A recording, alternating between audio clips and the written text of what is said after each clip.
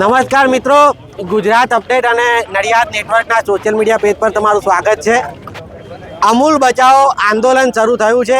માતરના પૂર્વ ધારાસભ્ય કેસરીસિંહ સોલંકીનું શરૂ કરેલું આ આંદોલન આજે જોઈ શકાય છે. ફાગવેલ મુકામે જે દૂધ મંડળીના ચેરમેન છે એ લોકો ભેગા થયા છે અને આ બધા જે ચેરમેનો છે એ લોકો અમૂલના મતદારો છે.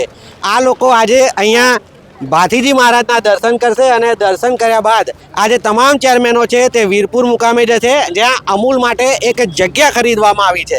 આક્ષેપ એવા છે કે આ જગ્યા છે તે વધુ ભાવે ખરીદવામાં આવી છે અને તેમાં ભ્રષ્ટાચાર થયો છે. નેતાઓની વાત તો તમે સાંભળતા હશો, પણ આજે આપણે આ ચેરમેનોની વાત સાંભળીશું. મતદારોનું શું કહેવું છે? તમે મિત્ર જઈ રહ્યા છો વીરપુર, શું છે તમારા મગજમાં પ્રશ્નો, શું કહેવું છે તમારે? આ લોકો જે જમીન ખરીદી કરે છે અમૂલના પૈસાથી, અમારા દૂધના પૈસાથી જ ખરીદે છે, તો એ લોકોને કઈ રીતે ખરીદવી, કઈ જમીનનો શું ભાવ છે એ અમારે જાણવું છે કે તમે અહીંનો સાદો ભાવ શું છે, અત્યારે શું લઈ રહ્યા છે લોકો અને કયો કૌભાંડ કર્યા છે, એ અમારે જાણવા માટે અમે જગ્યાએ જઈ રહ્યા છીએ. તમને લાગે છે કે જમીનના ભાવ વધારે આપવામાં આવે? વધારે આપવામાં આવે લાગે ત્યારે તો બધી પબ્લિક જાગૃત થઈ છે. મિત્ર તમારું શું કહેવું છે? તમે મતદાર નથી? ચલા, શું નામ છે તમારું? વિજયસિંહ મેળા, વડોદરા મંડળી ચેરમેન. શું કહેવું છે?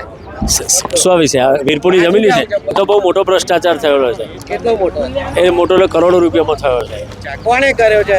એ માજી ડિરેક્ટરોને એવા ભેગા મળી જ કર્યો છે. માજી ડિરેક્ટરને, આજા ચાલુ ડિરેક્ટરને. બરાબર. તમે મતદારો હવે શું કરશો? અમે મતદારો આ કેસીસિંહને અમારા જે છે પશુપાલકના હિતમાં જે માજી ધારાસભ્ય જે ઝુંબેશ ઉપાડી છે એમને અમે સંપૂર્ણ સપોર્ટ આપીશું અને અત્યારની બોડી જે છે એને સંપૂર્ણ બોડીને કાઢીશું, નવી બોડી અમે લાવીશું અને ભ્રષ્ટાચાર દૂર કરીશું. નવી બોડી લાવવાની પણ વાત કરી રહ્યા છે. આપણે અન્ય મતદારો સાથે વાત કરીશું. મિત્ર ક્યાં ભાગો છો? બોલો, તમે મતદાર છો, શું કહેવું છે? ભ્રષ્ટાચાર મુક્ત કરીશ અમૂલ. અચ્છા, આ જ્યારે આયા ડિરેક્ટરો, એ વખતે તમને લાગતું હતું કે ડિરેક્ટરો સારી કામગીરી કરે એવા છે? હા, કયા? હા, પણ અત્યારે તો ભ્રષ્ટાચાર ફૂલ કરે છે. તમારી ઉમેદો પર દૂધ ફળી વર્યું? ઉમેદો પર દૂધ ફળી વર્યું, પાણી નહીં દૂધ ફળી વર્યું હતું. શું નામ તમારું દાદા? રતનસિંહ આતાભાઈ ચૌહાણ, કઈ મંડળી? સોજાલી મહેમદાવાદ. શું કહેવું છે? અમે આજની તારીખમાં ભેગા થયા. અમારા જે પશુપાલકો હોય એ સામાન્ય બધા કાચા મકાનો, માટીના મકાનો, સાપરામાં રહેવાવાળા, પશુપાલન ધંધો કરવાવાળા 1 લીટર કે 2 લીટર દૂધ ભરીને જે જીવન ધોરણ જીવતા હોય એમના પૈસા નફા રૂપે તો જમા રહેતા હોય સંઘની અંદર, અને એ પૈસાનો વહીવટ કરવા માટે આ બધા ડિરેક્ટરો અમે ચૂંટીને મોકલેલા હોય, તેમ છતાં એ ડિરેક્ટરો આવો ભ્રષ્ટાચાર કરે. અમારા સામાન્ય લોહીના પૈસા એમના માફ ઈશ્વરે નહીં કરે અને અમે માફ નહીં કરીએ અને અમે પરિવર્તન કરવા માગીએ. એટલા માટે બધા અમારા સહકારી આગેવાન લીધે અમે તો લડત એકલા આપી શકીએ નહીં, બરાબર? મત આપી શકીએ, મતથી પરિવર્તન થઈ શકે, પણ આ રાજકીય રીતે અમે નહીં આવ્યા. અમે અમારી સંસ્થાઓને બચાવવા માટે આવ્યા. દૂધના પૈસા અમારે વ્યવસ્થિત મળે લોકોને, સભાસદો એના માટે આવે. પશુપાલન પાછળ આ લોકો ખર્ચા નહીં કરતા, રાજકીય તાયફા પાછળ આખા ગુજરાત આજના આગેવાનો ભેગા કરે, સામાજિક કાર્યકરો ભેગા ગુજરાતના, ખેડા જિલ્લાના નહીં, એમના ચેડે ખર્ચા કરે અને મંડળીઓના ચેરમેનો પ્રતિનિધિઓને બોલાવતા નહીં અને ખર્ચા એમની જ ચેડે કરે. તો પશુપાલકોને સહાય એવી આપતા હોય તો પશુપાલકોને જાનવરો પતરામ રહે, વરસાદથી બચત, ટાઢથી બચત, તડકાથી બચત,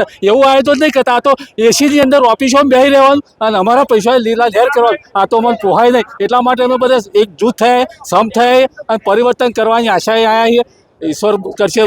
કેટલા ચેરમેન આજ ભેગા થયા? આખી તમામ મહીસાગર, આણંદ, ખેડા જિલ્લાના તમામ ચેરમેનો, પ્રતિનિધિઓ મત આપવાવાળા જ આવ્યા. એવા જ પરિવર્તન કરવા, હું એકલો નહીં કરવા. અન્ય ચેરમેનો સાથે વાત કરીએ. કાકા કઈથી આવ્યા છો? આ મોદત મહેમદાવાદ. આ જે વીરપુરની જે જમીન રાખી છે એમાં મોટું કૌભાંડ છે. તો જે જમીન 8 લાખે વીઘું મળે એ જમીન 4 લાખે ગુંઠો રાખી છે. એ પૈસા કોના? પશુપાલકો. એ પૈસાનો આ લોકો બેફામ રીતે એ કરી રહ્યા છે. હવે તો અમે આ લોકોનો કાઢવા જ માગીએ છીએ અને આપણે અમૂલ. તમારું શું નામ? દીપેશ મૈડા, મલાદર દૂધ મંડળી, સોટીદ્રા તાલુકો. બસ આ તાનાશાહી સામે અમારી લડાઈ આજથી શુભારંભ ભાતીજી દાદાના આશીર્વાદથી કરી રહ્યા છીએ. ગઈકાલે જે સાબરકાંઠામાં પશુપાલકો પર આ સરકારે જે ઘાતકી હત્યાકાંડ કર્યો, એક પશુપાલક એટલા પશુપાલક પર જે ઘા કર્યો છે એનો જવાબ ગુજરાતમાંથી હવે પશુપાલકો આપશે. આ જે ભ્રષ્ટાચારના આક્ષેપ થઈ રહ્યા છે, પપ્પુભાઈએ કાગળ બતાવ્યા હતા પ્રેસ કોન્ફરન્સમાં કે અમે દૂધના ધોયેલા છે, અમે ભ્રષ્ટાચાર નથી કર્યો. શું કહેશો એ વિશે? અરે એમને તો ઘણા ટાઈમ પહેલાં કેસરીસિંહે જાહેર કર્યું હતું, તે વખત જવાબ આપવો હતો ને. અત્યારે બધું સેટિંગ કરીને ગોઠવીને કાગળો બતાવો છો. હવે બધા જાણે છે કે આ કોણ છે ને કોણ બેઠા છે. એટલે કે પશુપાલકોમાં આક્રોશ છે, રોષ છે. આગામી સમયમાં આ દૂધના રાજકારણમાં ઉભરો આવશે અને ચોક્કસથી આ મતદારો છે તે શું નિર્ણય કરે છે તે જોવું ઘણું રસપ્રદ બની રહેશે. ધન્યવાદ.